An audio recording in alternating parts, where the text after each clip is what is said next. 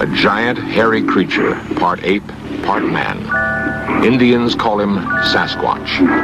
They believe he is as gentle as he is powerful and mysterious. He's been seen many times in the rugged mountains and deep woods of the Pacific Northwest. The encounters have not always been peaceful. In 1924, a small group of men were working a mine in a canyon near Mount St. Helens in Washington. One night, the miners took their weapons inside and bolted the door. They thought they were secure for the evening. Outside, something strange was happening. The cabin was under attack. Boulders rained on the roof, and someone, or something, was trying to break in.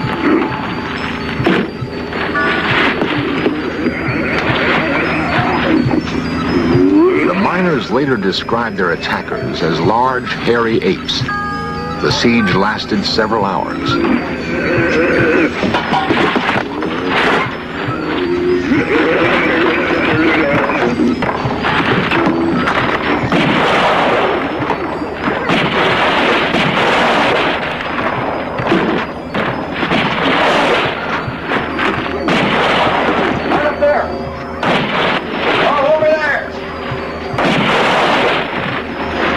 The miners escaped injury that night. The area now known as Ape Canyon is one of the many places in the Northwest where man continues his hunt for this elusive creature we call Bigfoot.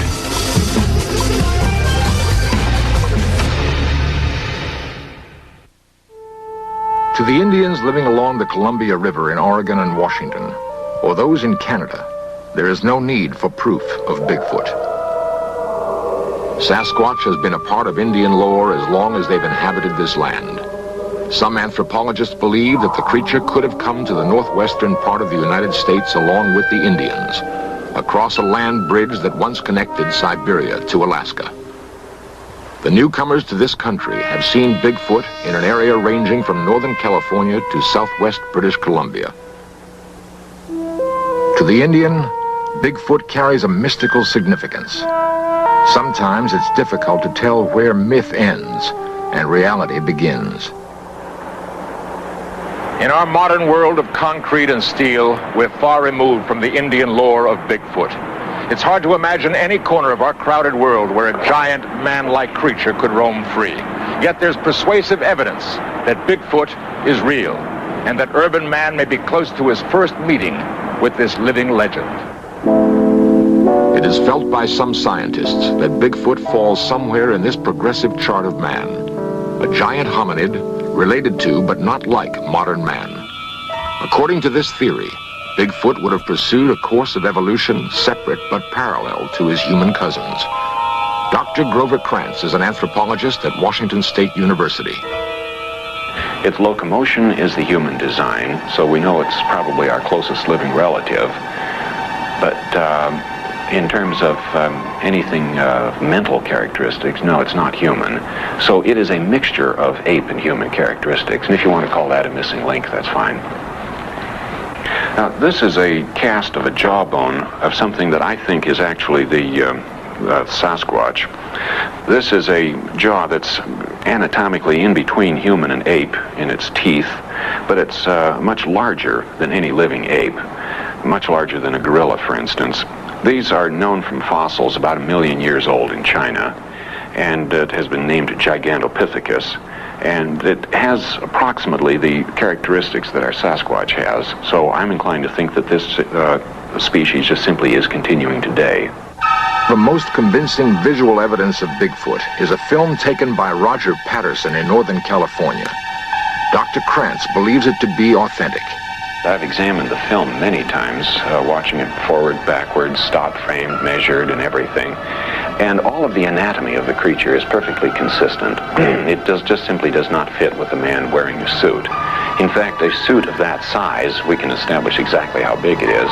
There's no way a man could fit into it. The shoulders and chest are simply too wide. The feet are properly designed for carrying that kind of body weight, and that doesn't make any sense unless you've got a body of that size. And Patterson could not have faked any of this stuff. I talked to him about some of the things I saw, and he didn't even understand what I was talking about. Reports of Bigfoot sightings in the Northwest go all the way back to 1811. There have been some in other parts of the United States, but most have come in the area from Northern California to British Columbia. In 1882, a British Columbia newspaper published the story of railroad workers who saw and captured a creature they called Jacko.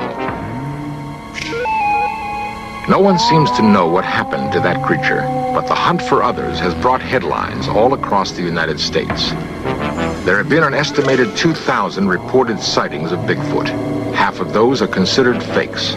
The other half are very real, especially to those who live in this rugged country and who've seen with their very own eyes, seen something strange and sometimes frightening. I'd been down to my folks' and Cindy was with me, and we decided it time to go home, and so we left. And Lewis Alway and his daughter Cindy of Stevenson, Washington, returning home one night from visiting his parents, came across something they'd never seen before.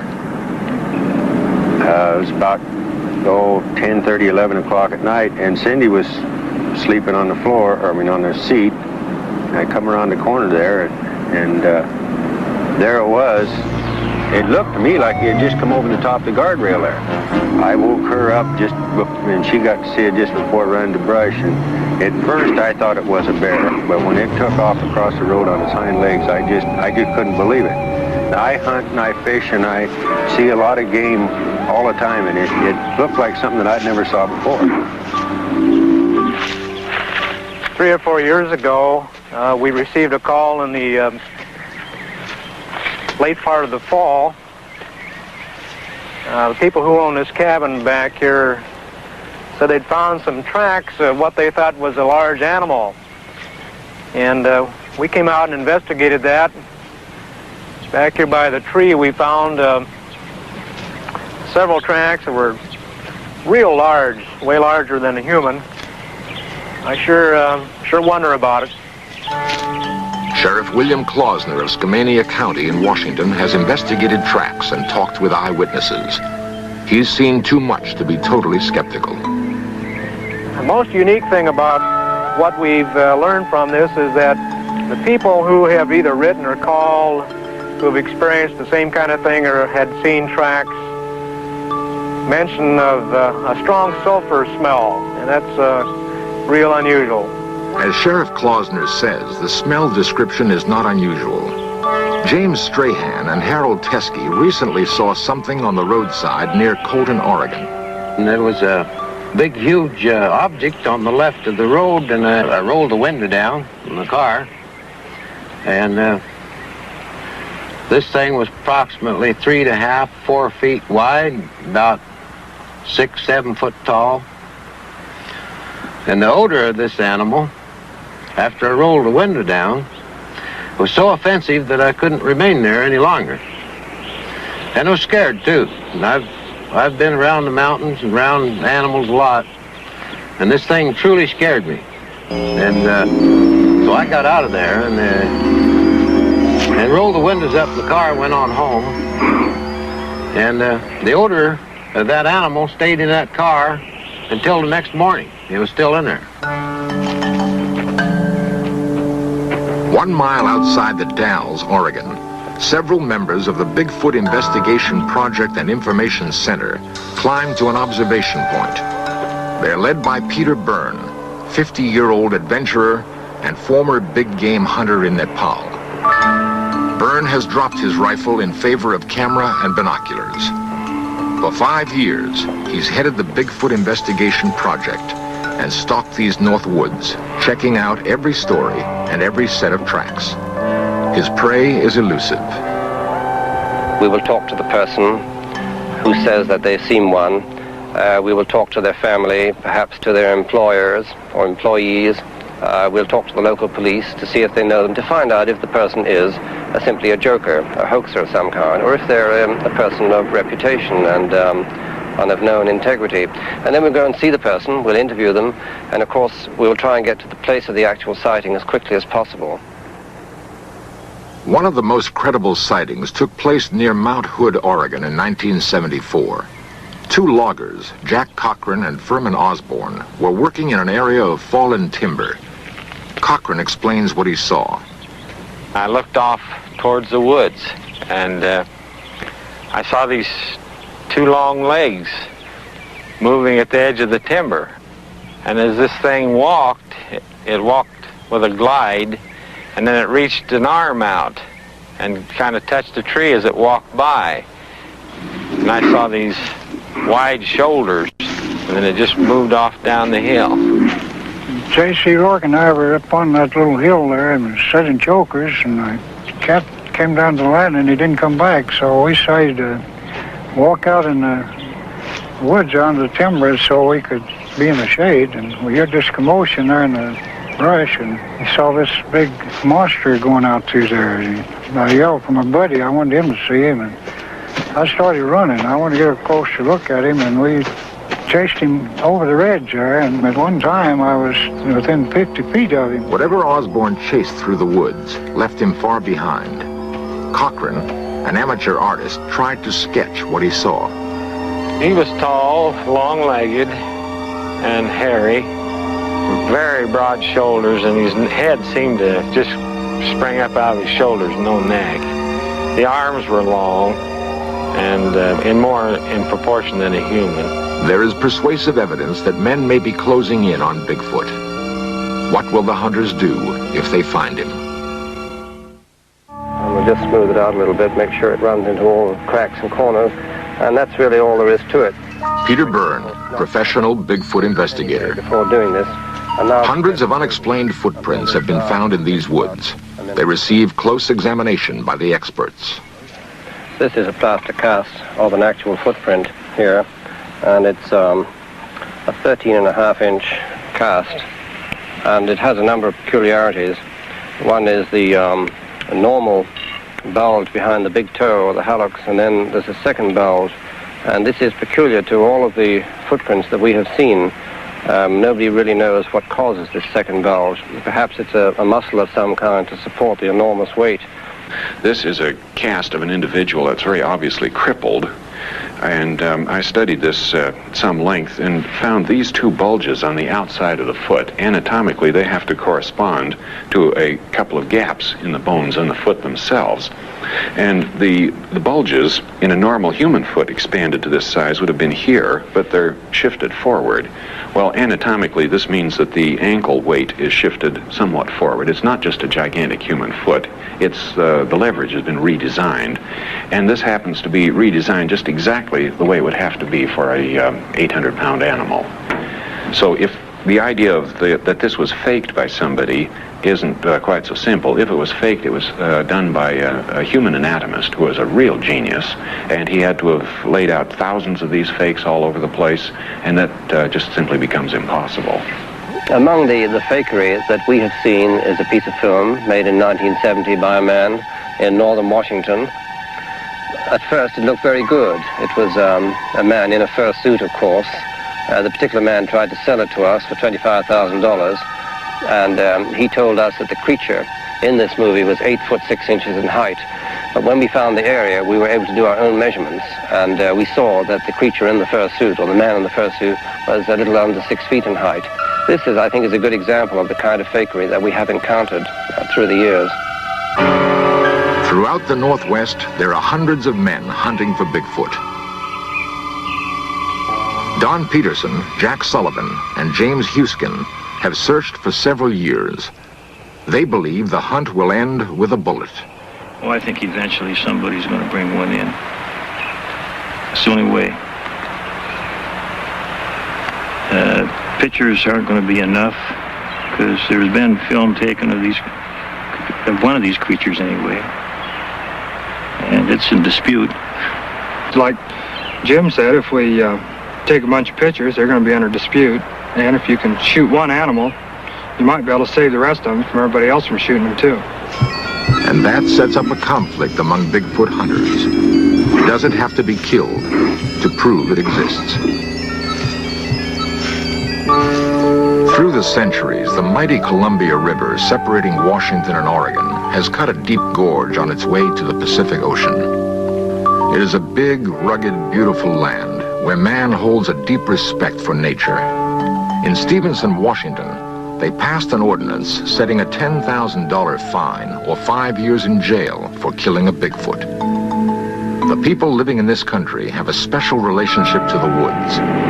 They depend on the land for their survival. They may not totally believe in Bigfoot, but they believe in the possibility. And they don't want it killed, at least not in their county.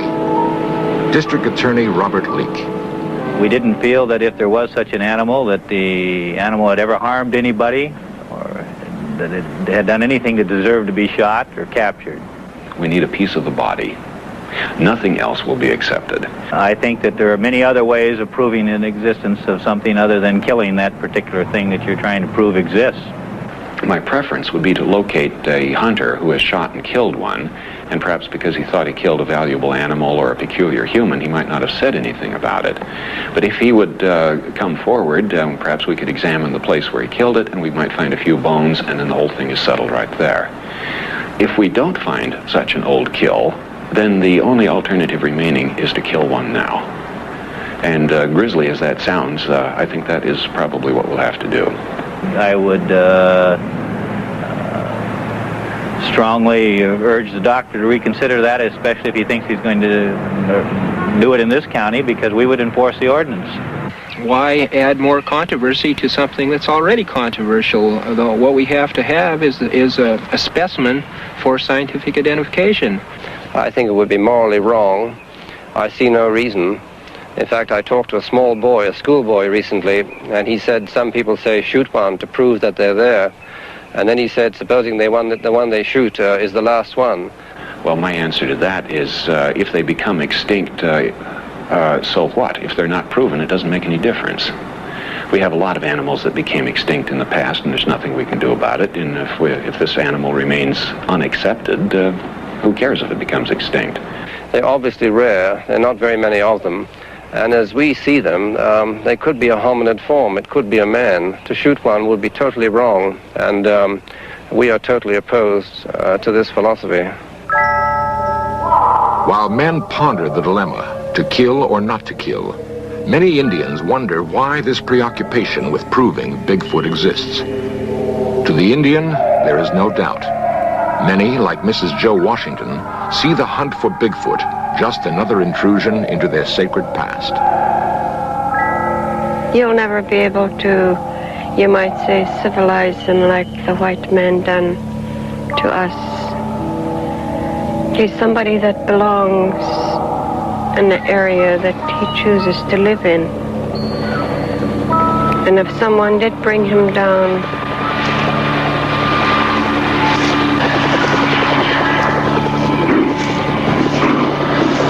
he'd never adapt to your way or even mine, because his way of life is entirely different from ours, mine and yours. And I always felt so bad when I hear of Sasquatch hunters that say they're going to photograph this man, or most of them refer to him as an animal. And from the stories and things that I was taught by my people, that he is not an animal, he's not a savage, he's a gentle being that just goes about his own way, collecting his own food, clothing, and lives where he chooses.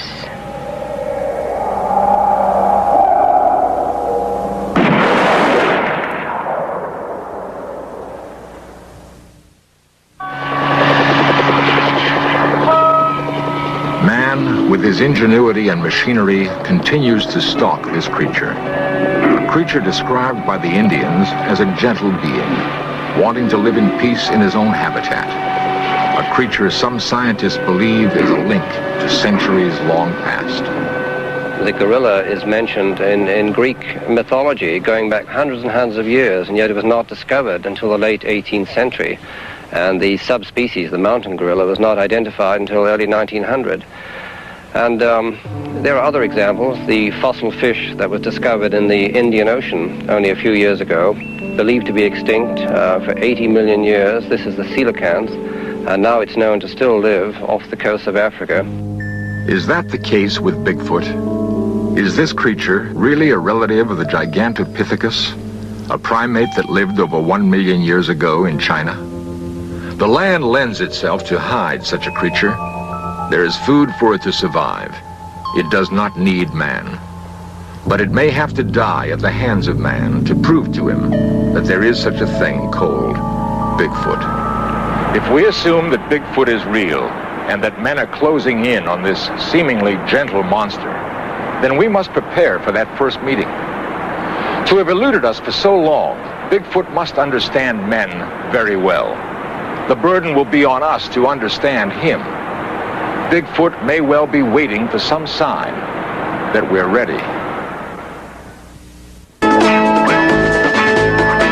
Up next, we're off in search of the real Dracula, which will take us to the castle of Count Vlad in Romania.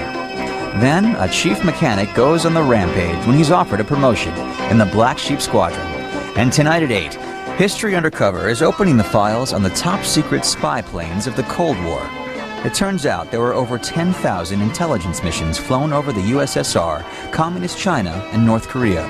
But stay tuned now for In Search Of, here on the History Channel, where the past comes alive.